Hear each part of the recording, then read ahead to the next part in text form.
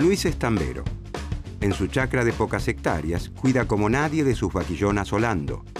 No terminó la secundaria en el agroindustrial de su pueblo. Todos los días, Luis lleva los cientos de litros de leche cruda de sus vacas a la industria láctea de Pedro. Pedro es un productor de lácteos que pasteuriza, envasa y convierte en quesos, yogures y cremas la leche de todos los tamberos de la región.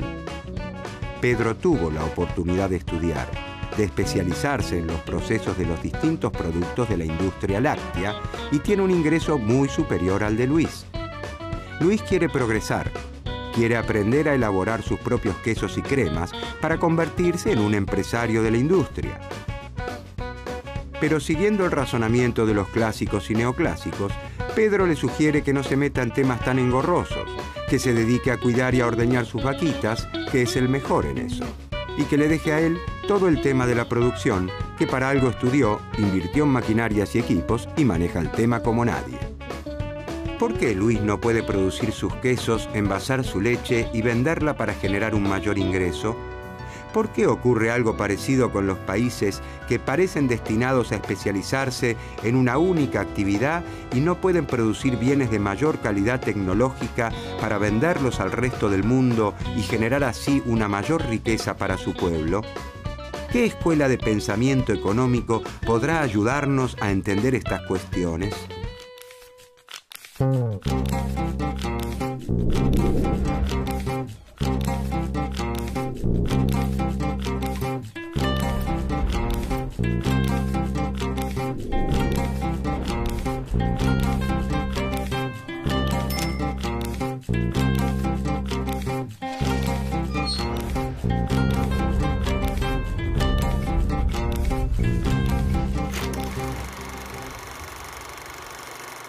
A comienzos del siglo XIX, los pueblos latinoamericanos se independizan de España. Dado que a diferencia de las colonias de Norteamérica no han desarrollado núcleos fabriles de importancia, estos países se especializan desde un principio en la producción y exportación de alimentos y de materias primas. A partir de este reparto, las naciones industrializadas se dedican a los bienes manufacturados de mayor complejidad y condicionan a las naciones menos desarrolladas a crecer hacia afuera. El modelo agroexportador, vigente en Argentina entre 1880 y 1930, es la máxima expresión de esa estrategia. La Gran Depresión de la década del 30 desintegra el orden establecido. El comercio mundial se derrumba y el crecimiento hacia afuera se queda sin el afuera. Los países se repliegan sobre sí mismos buscando el autoabastecimiento. Las naciones europeas desarrollan su propia producción y dejan de importar bienes agropecuarios. Las exportaciones latinoamericanas se desploman. A los países del sur ingresa menos moneda dura, fundamentalmente dólares, necesarios para la compra de los bienes industrializados que el norte fabrica. Ya no es posible adquirir aquellos bienes manufacturados que no se producían localmente. Los países latinoamericanos se ven forzados a un cambio de rumbo. No existe otra opción que fabricar aquello que venía del extranjero. Sin proponérselo ni desearlo inicialmente, comienzan a desarrollarse procesos industriales que sustituyen importaciones por producción local. Surgen cada vez más empresas que contratan cada vez más trabajadores que ganan mejores salarios, que demandan entonces los bienes que esas empresas producen.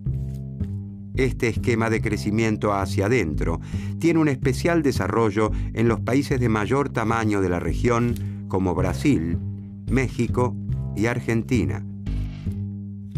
Las incipientes empresas latinoamericanas son protegidas de la competencia extranjera gracias a los aranceles que establecen los gobiernos de la región. Además, se les otorgan créditos para que adquieran su equipamiento y se crean empresas públicas de modo que el Estado desarrolle actividades estratégicas. Se impulsa fuertemente la educación, la investigación científica y el desarrollo de la tecnología local. Se fundan organismos públicos para la difusión del conocimiento entre empresas industriales y agropecuarias.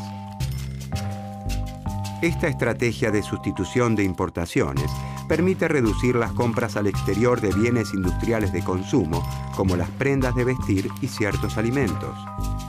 Con el tiempo, se extenderá a industrias cada vez más complejas. Sin embargo, el propio desarrollo de estas industrias comienza a generar un cuello de botella. Los países latinoamericanos no logran producir bienes de capital, es decir, bienes con los que se manufacturan otros bienes, como laminadoras de acero, plantas procesadoras de celulosa, máquinas, herramientas, bienes de mayor complejidad tecnológica. Vuelven a faltar dólares para importar esos insumos y maquinarias. En ese contexto, buscando superar esos desafíos, surge el pensamiento estructuralista latinoamericano.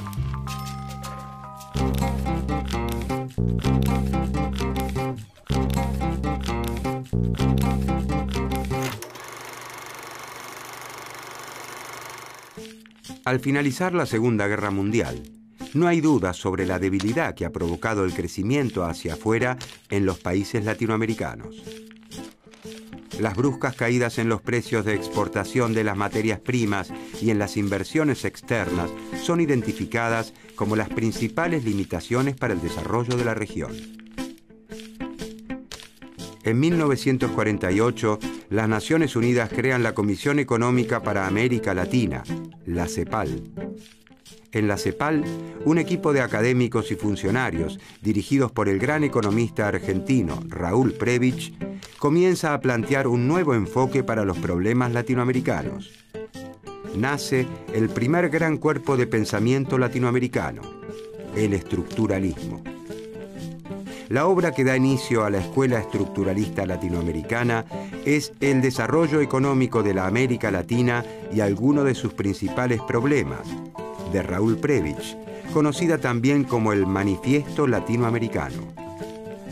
Los estructuralistas latinoamericanos señalan que los males que aquejan a la región se encuentran en problemas estructurales de nuestras economías y recomiendan una fuerte participación del Estado para la instrumentación de grandes políticas que transformen realmente a las naciones.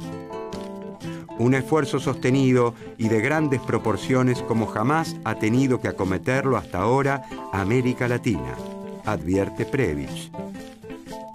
El trabajo de Prebisch abre la puerta a la expresión del pensamiento de otros latinoamericanos que desafían los dogmas de los grandes centros industriales. Celso Furtado en Brasil, Aníbal Pinto en Chile y Aldo Ferrer en Argentina, entre otros.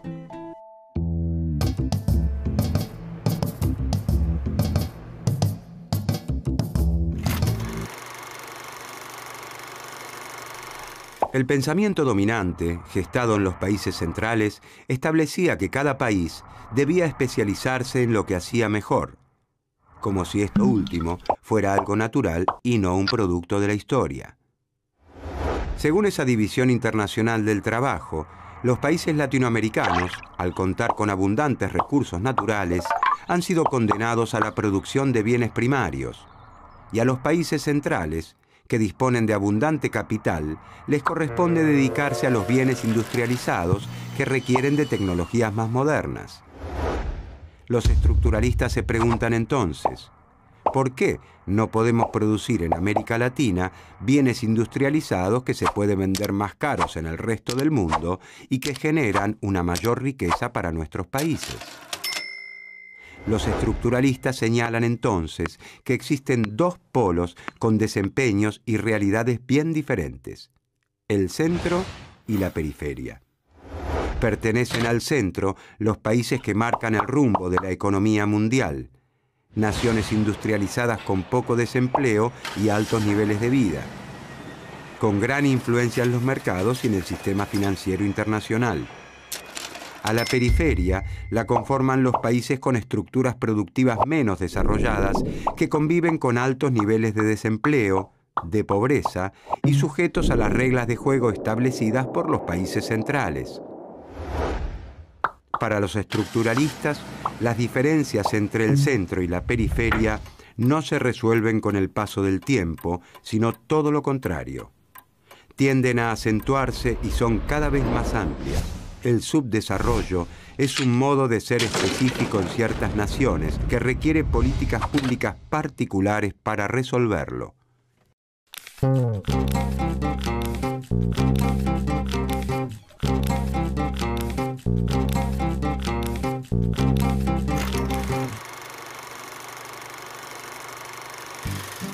Las diferencias estructurales entre el centro y la periferia han nacido en tiempos de la colonia, pero según el pensamiento estructuralista, se reproducen y se amplían con el correr de los años.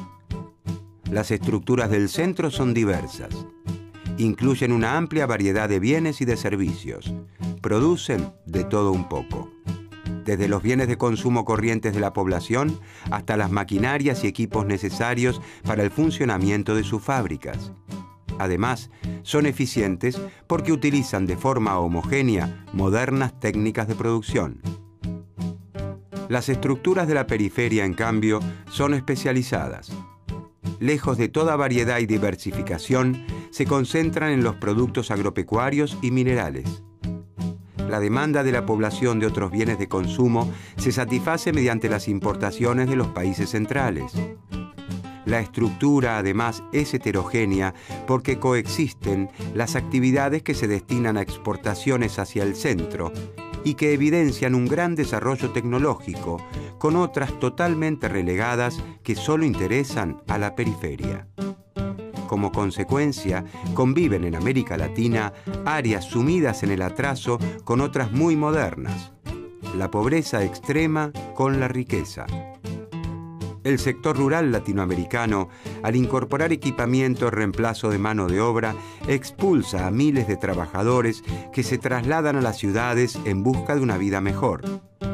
Sin embargo, la atrasada industria no tiene la capacidad suficiente para absorber a todos esos trabajadores desocupados y a los que se incorporan como consecuencia del crecimiento de la población.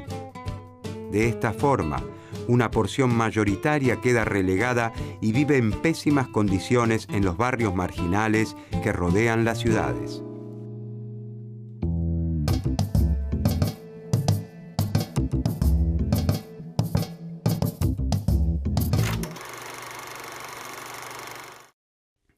América Latina cuenta con hombres y mujeres trabajadores y con ganas de progresar. Abunda en recursos naturales de los más diversos y cuenta con empresas grandes, medianas y pequeñas en las diversas ramas de actividad.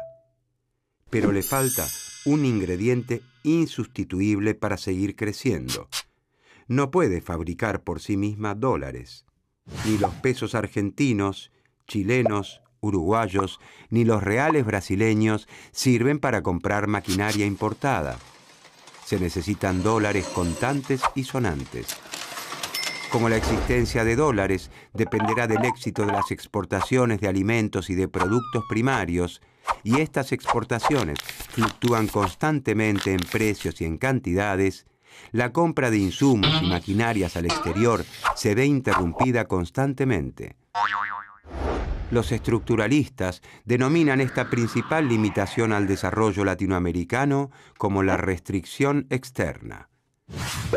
La disponibilidad de moneda extranjera para afrontar las importaciones que aún no han podido ser sustituidas por la producción nacional se reconoce como un desequilibrio estructural, recurrente, cíclico.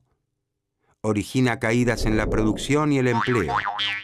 Provoca incertidumbre en los empresarios que dudan en invertir por miedo a que una nueva crisis pulverice sus ganancias.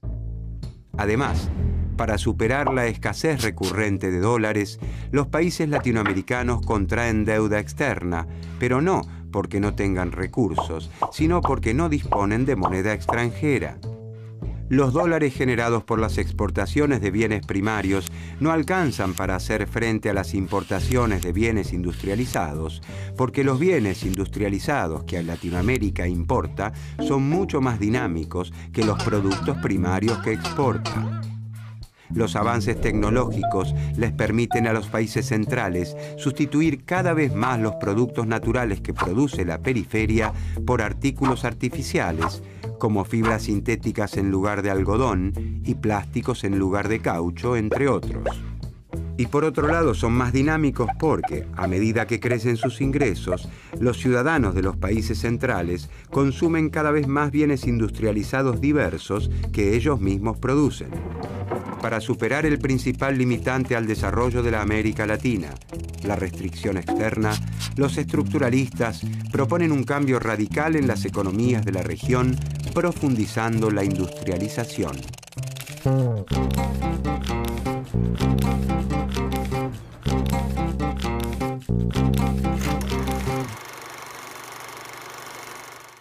Los estructuralistas creen que América Latina debe profundizar la industrialización que inicialmente surgió de manera espontánea después de la crisis de los 30.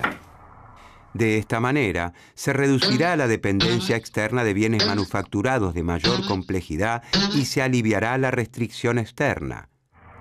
Al no depender de la importación de bienes de capital e insumos, el crecimiento de la región no se verá limitado por la falta de moneda extranjera. El desarrollo de nuevas industrias generará más puestos de trabajo, mejorará los salarios y logrará una mayor integración social, incluyendo a la población expulsada del campo. Para superar el atraso latinoamericano, los estructuralistas consideran que el Estado debe adoptar un rol fuerte y activo.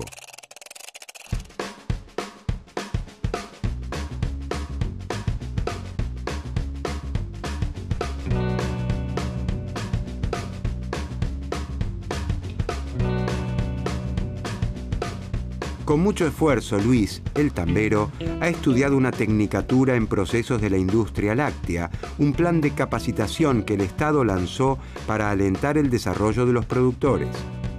Con ese conocimiento, y gracias a un préstamo gubernamental que se les otorgó a todos los que completaron el curso, Luis se animó a producir sus quesos artesanales, sus mantecas. Después de varias idas y vueltas, Luis logró la primer gran aceptación de sus productos, la de su familia y sus vecinos, que los incorporaron de buen grado a la dieta diaria. Sin embargo, Luis sabe que, si quiere hacer de su emprendimiento una industria como la de Pedro, debe llegar con sus productos más allá de los límites de su campo. Necesitará más leche para procesar y sobre todo maquinarias, centrifugadoras, pasteurizadoras, cámaras, envasadoras. ¿Cómo podrá hacer Luis para desarrollar su emprendimiento y llegar algún día a competir con los productos de Pedro el Industrial? ¿Qué más tienen para aportar en ese sentido los estructuralistas sobre el desarrollo de la economía de la región?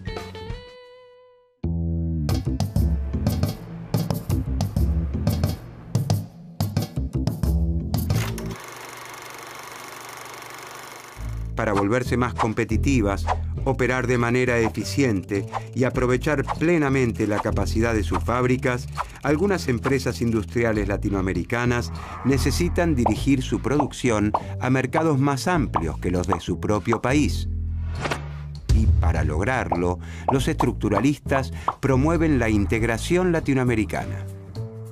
Para eso es clave un proceso de integración regional que aliente una competencia controlada entre los países y la constitución de un mercado común latinoamericano. Ese mercado común permitirá que las empresas latinoamericanas que necesitan una demanda mayor para ser eficientes puedan lograrlo. Y será una plataforma de aprendizaje para incrementar la eficiencia de las empresas industriales que en un futuro podrán llegar a exportar a los países centrales.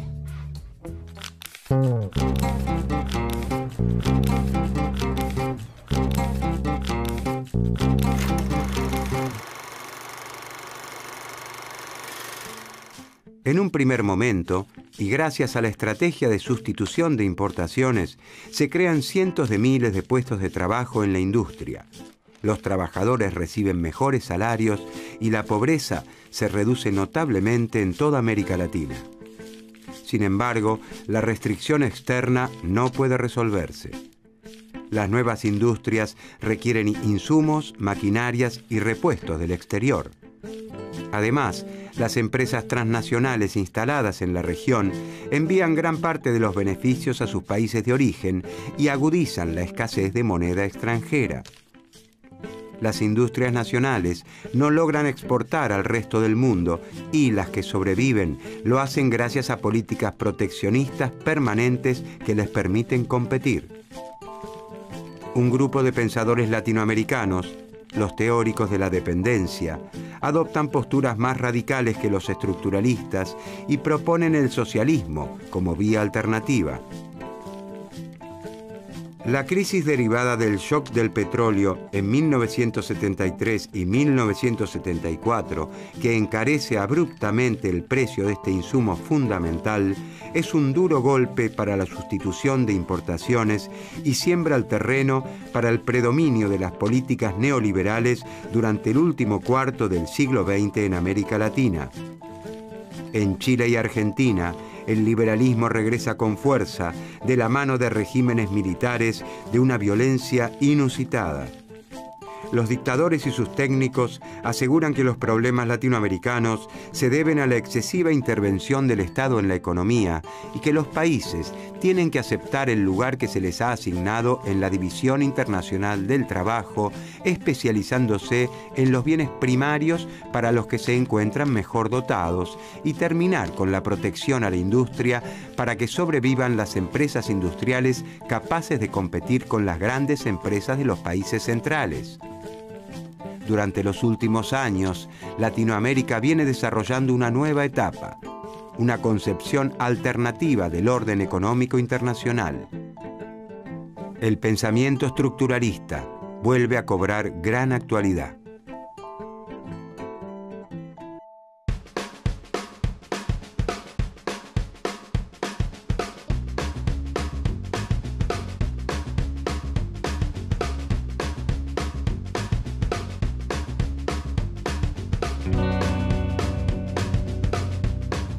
El Estado ha decidido apoyar los emprendimientos de productores como Luis, que le agregan valor a su producción y generan nuevos beneficios para el país. Luis se asoció con otros productores lácteos de la región con los que compartía las mismas ansias de progreso. Juntos se establecieron como una cooperativa. Adquirieron maquinarias gracias a los préstamos a muy baja tasa que les otorgó el Estado. Sus quesos, yogures, leches y mantecas con marca propia comienzan de a poco a ganar espacio en las góndolas de los mercados de la región, del país y del mundo. Por primera vez, Luis y sus socios sueñan despiertos mientras contemplan la Vía Láctea.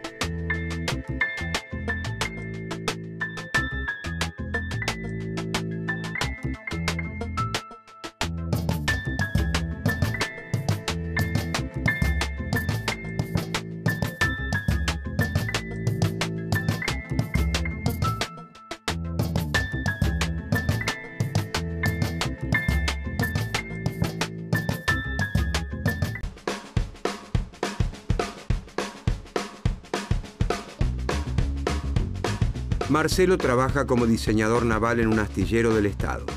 Desde su inauguración, a mediados de los años 50, el astillero ha crecido de manera sostenida hasta convertirse en uno de los más importantes de la región. Cuando la construcción se completa, a fines de los años 60, cuenta con talleres de caldería, herrería, mecánica, electricidad, velería, carpintería, fundición o moldería. Precisamente en este último sector trabaja Marcelo. A lo largo de su carrera como modelista, Marcelo ha tenido la oportunidad de diseñar buques de guerra y mercantes. Sin embargo, a principios de los años 90 se decide la privatización del astillero y otras empresas estatales como parte de una política neoliberal de crecimiento hacia afuera y de reducción del gasto público. ¿Cuál será el destino del trabajo de Marcelo y el del astillero con la implementación de las políticas neoliberales?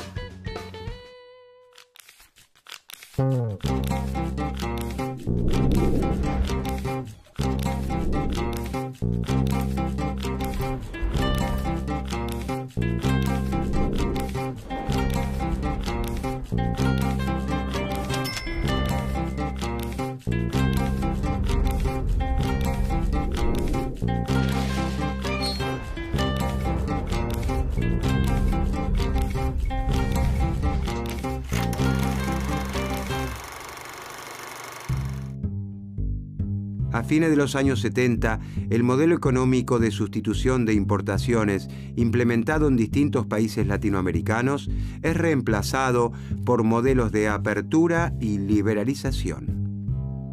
Es el regreso a los preceptos de los tiempos previos a la crisis del 30, donde el mercado es el único que cuenta con la racionalidad necesaria para permitir el mayor bienestar posible para todos.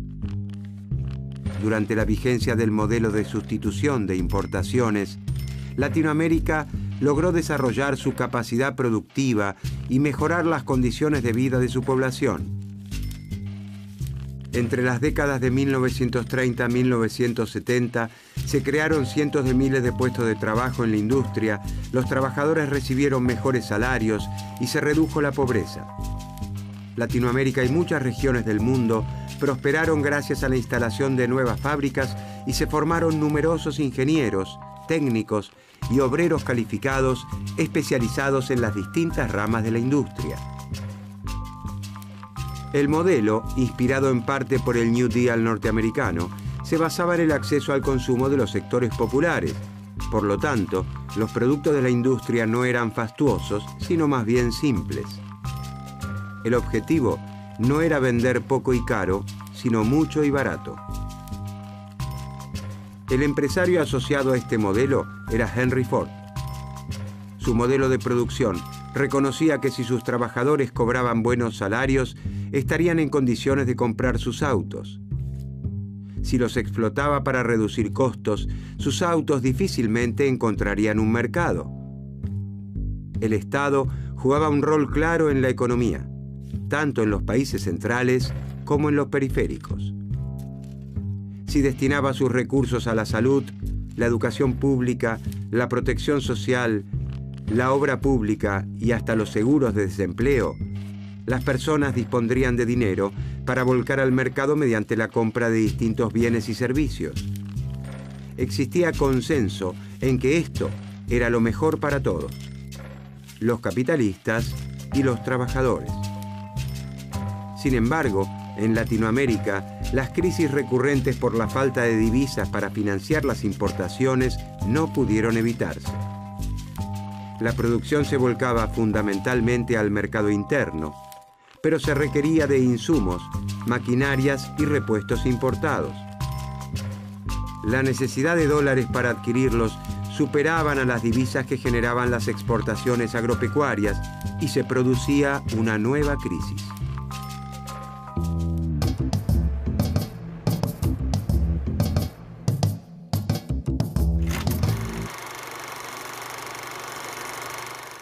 A fines de la década de 1960, en los países industriales, comenzó a reducirse la tasa de ganancia de las inversiones productivas. Para reducir costos, las principales empresas de los países centrales comenzaron a realizar actividades productivas en algunos países asiáticos, donde los salarios eran muy bajos. A esto se sumó un shock que tuvo un gran impacto en todo el mundo: la crisis del petróleo. A fines de 1973, la Organización de Países Exportadores de Petróleo decidió una brusca suba de los precios, generando un gran aumento de costos en las empresas. Los países productores de crudo, árabes en su mayoría, se enriquecieron. Estos ingresos extraordinarios, conocidos como petrodólares, fueron depositados en los principales bancos internacionales. Estos bancos, con las arcas llenas, necesitaban otorgar préstamos para obtener una ganancia. Como las industrias de Estados Unidos y Europa estaban estancadas y no tomaban préstamos, los países del tercer mundo, históricamente relegados por el crédito privado internacional, se convirtieron en los elegidos.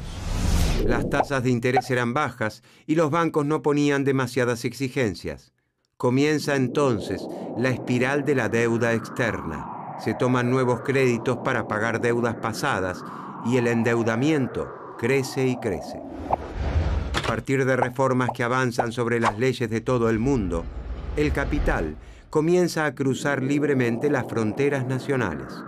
Aparecen con el tiempo crisis financieras recurrentes debidas a la falta de regulaciones que protegen a los países de la entrada y salida de flujos especulativos.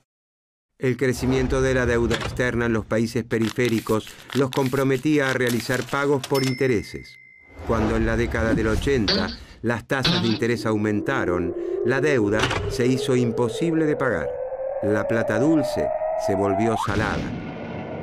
Esto agravó la situación económica y social de la región. A la falta de divisas se le sumó el peso creciente de la deuda externa. Como gran parte de la deuda externa era pública, el aumento de los intereses incrementó los gastos de los estados nacionales.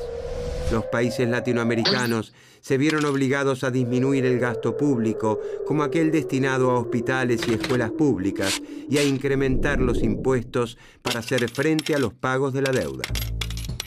La deuda externa comienza a ser uno de los principales limitantes para nuestro desarrollo, un verdadero grillete. Los organismos internacionales de crédito, como el Fondo Monetario Internacional, utilizarán la limitación que establece la deuda externa para imponer sus políticas económicas en los países del sur a cambio de brindar nuevos créditos.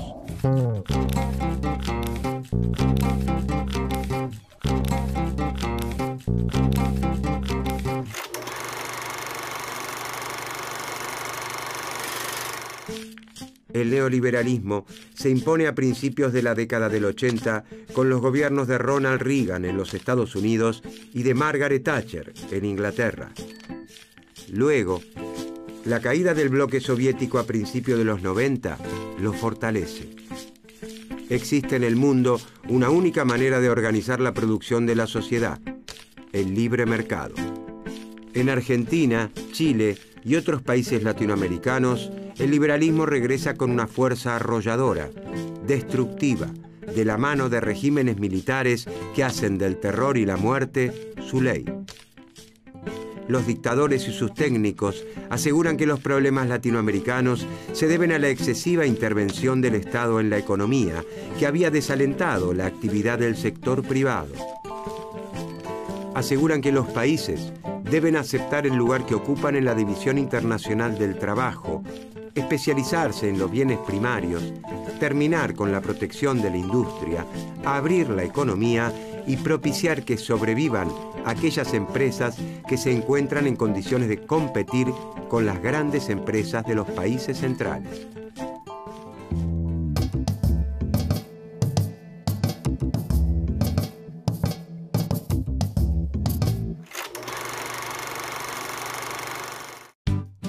La escuela monetarista tiene su auge en los países centrales en las décadas de 1970 y 1980. También se la conoce como la Escuela de Chicago, ya que muchos de sus integrantes se formaron en la Universidad de Chicago. En 1976 y 1982, Milton Friedman y George Stigler, dos de sus principales referentes, ganan el Premio Nobel de Economía. A partir de entonces, la Escuela de Chicago es la expresión del pensamiento económico dominante. Muchos economistas latinoamericanos se forman en esta escuela y adaptan sus ideas a nuestras naciones cuando ocupan lugares de influencia en sus países de origen. A esos cuadros técnicos se los conoce como Chicago Boys. La influencia ideológica que acarrea la formación en el exterior se la trata de disimular como especialización técnica. Las políticas económicas ya no se adaptan a las particularidades de cada país, pues se las considera universalmente válidas. Este pensamiento único liberal se extiende y fortalece a todos los puntos del globo. Este proceso encuentra su máxima expresión en la década de 1990 de la mano del neoliberalismo y el consenso de Washington.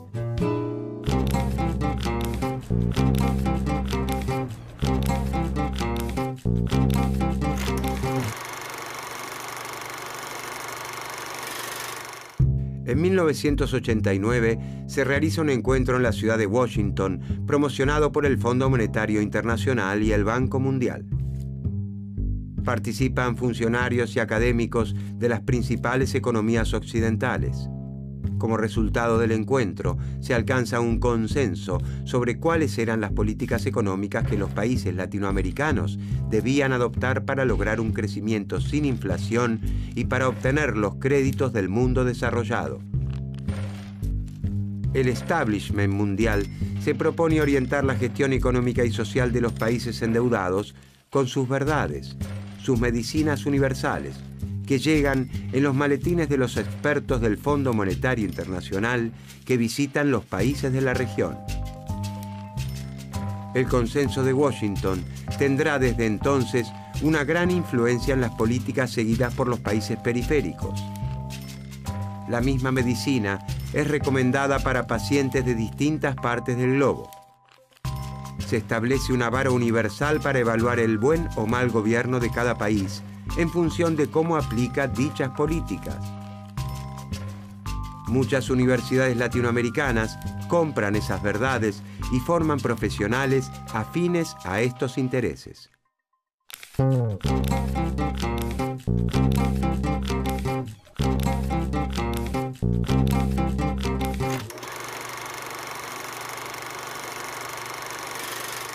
El liberalismo económico supone como premisa que el Estado, a diferencia del sector privado, es irracional e ineficiente al gestionar recursos económicos. El Estado no sabe gestionar, es ineficiente, corrupto, molesta. Los empresarios, en cambio, toman decisiones acertadas, quieren hacer las cosas bien. La competencia con otros empresarios es un incentivo para ofrecer productos cada vez mejores y más baratos. Por eso, los consumidores los seguirán eligiendo y no los reemplazarán por otras marcas. Los liberales dicen que los mercados van encontrando ellos mismos el equilibrio si se los deja funcionar libremente. Dejarlos funcionar libremente significa que ni el Estado ni los sindicatos deben intervenir. Debe confiarse en el mercado como si fuese un dios.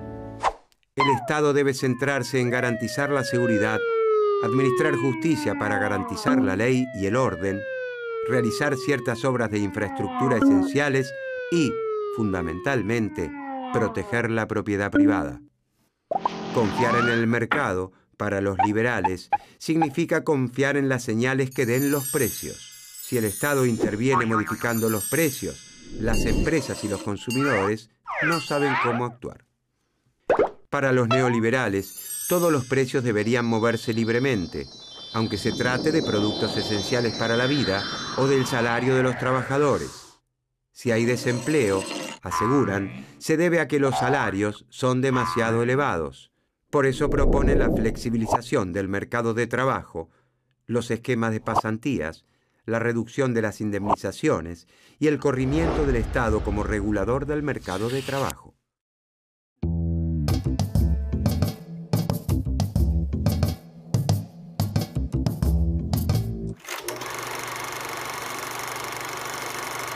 En América Latina, la región más desigual del planeta, el consenso de Washington no considera la distribución del ingreso como un problema. Sostienen lo que se conoce como la teoría del derrame. Esta teoría asegura que si bien en un primer momento los beneficios del crecimiento económico se concentran en las élites económicas, con el tiempo los beneficios llegarán a estratos de menores ingresos de la población. La desigualdad es necesaria como una transición hacia el paraíso. Para los liberales, el Estado es ineficiente y corrupto por definición. Por lo tanto, las empresas estatales, incluso aquellas que prestan servicios públicos esenciales, como el acceso al agua potable o la electricidad, deben pasar a manos privadas. Por un lado, la privatización de las empresas públicas, como si se vendieran las joyas de una abuela, generarían ingresos. Por otro lado, al dejar de hacerse cargo de las empresas, el Estado reducía el gasto público. En definitiva, se liberaban recursos para pagar la deuda externa, y así se hace, aunque la deuda no deja de crecer. Los distintos países de la región privatizan sus empresas públicas, que en muchos casos pasan a manos de compañías extranjeras. Estas firmas, lejos de reinvertir gran parte de sus extraordinarios ingresos, los remiten a sus casas matrices en el exterior.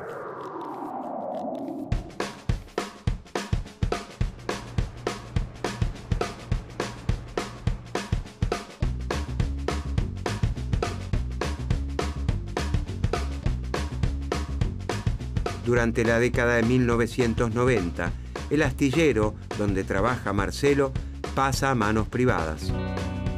El Estado no considera a la navegación una actividad estratégica que merezca su sostenimiento. Los nuevos dueños reducen la actividad a los sectores donde pueden obtener algún beneficio extraordinario. La mayoría de los talleres son desmantelados y miles de trabajadores son despedidos. Marcelo conserva su puesto de trabajo, pero ya no se emplea como modelista naval. Solo se limita a confeccionar presupuestos, proponer modificaciones o reparaciones mínimas. La falta de inversión y la apertura al mercado mundial hace imposible la competencia con las compañías navieras más experimentadas y tecnificadas del mundo. ¿Cómo justifican los neoliberales la situación de Marcelo y de millones de latinoamericanos?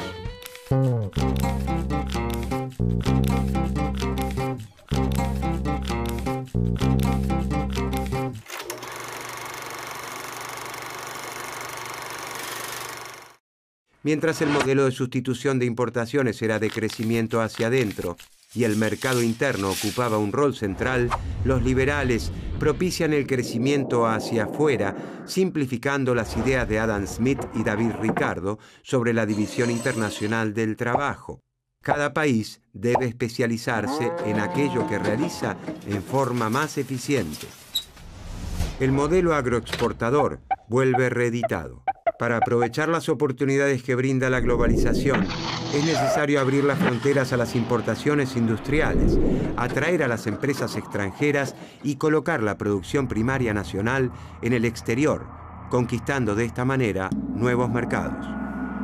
Como el motor del crecimiento se encuentra en el afuera, en el mercado mundial, los ingresos de la población no son vistos por los empresarios como generadores de demanda para sus bienes. Contrariamente a la industrialización sustitutiva, no importa si los trabajadores pueden comprar los autos que fabrican. Los salarios son vistos solos como un costo, no como la creación de capacidad de compra de sus productos. El crecimiento hacia afuera coloca un gran acento en generar confianza de modo de atraer inversiones. Generar confianza significa instrumentar políticas que defiendan los intereses de los empresarios por sobre todas las cosas. Asegurar que se podrán despedir trabajadores sin incurrir en excesivos gastos, que los impuestos no se elevarán, que las regulaciones públicas serán mínimas o que las empresas extranjeras podrán girar las ganancias que obtuvieron localmente a sus países de origen sin restricciones. Si se cumplen todas estas condiciones, los países serían bendecidos con los capitales del exterior. El Consenso de Washington insta también a un desmantelamiento abrupto de la protección a las industrias nacionales, una fuerte reducción a los aranceles de importación. La desprotección de la industria nacional de la competencia extranjera significa colocar en igualdad de condiciones a las empresas nacionales con las grandes y tecnificadas corporaciones multinacionales. Como era de esperar, miles de empresas creadas durante la vigencia del modelo de sustitución de importaciones cierran sus puertas y cientos de miles de trabajadores pierden sus empleos.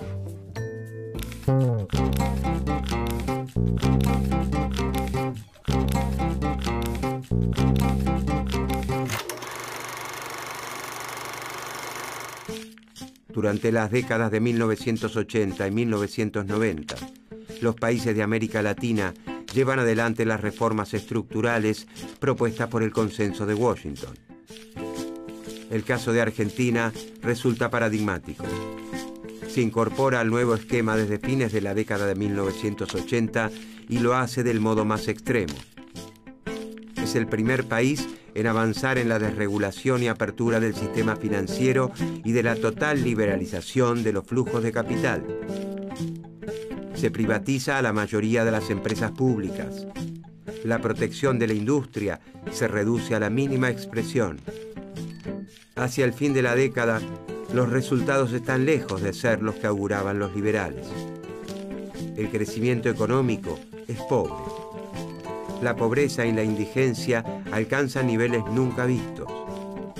Las crisis son recurrentes. se profundiza la desigualdad con enormes masas de la población sumergidas en la marginalidad. Los grandes ganadores de estas políticas son las empresas transnacionales.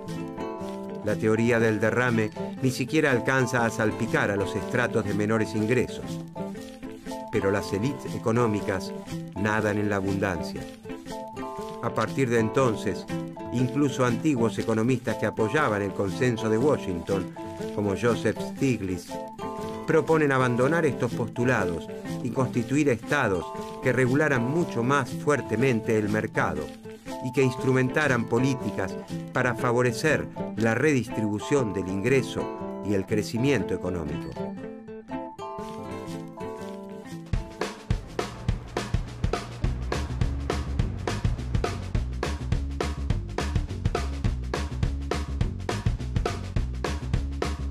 El fracaso de las políticas neoliberales lleva a un cambio de rumbo. Tras una crisis económica de proporciones nunca vistas, el Estado vuelve a hacerse cargo de las empresas estratégicas, entre las que se encuentra el astillero donde trabaja Marcelo. Se decide un plan de inversión y los viejos talleres desmantelados por deficitarios reabren e incorporan nueva tecnología. Para recuperar el antiguo nivel de actividad del astillero, el Estado estimula la firma de nuevos contratos, especialmente con los países de la región que deseen manejar o modernizar su flota. Marcelo desempolva sus viejos planos, traza en su computadora nuevos diseños y espera que se sostenga el viento a favor.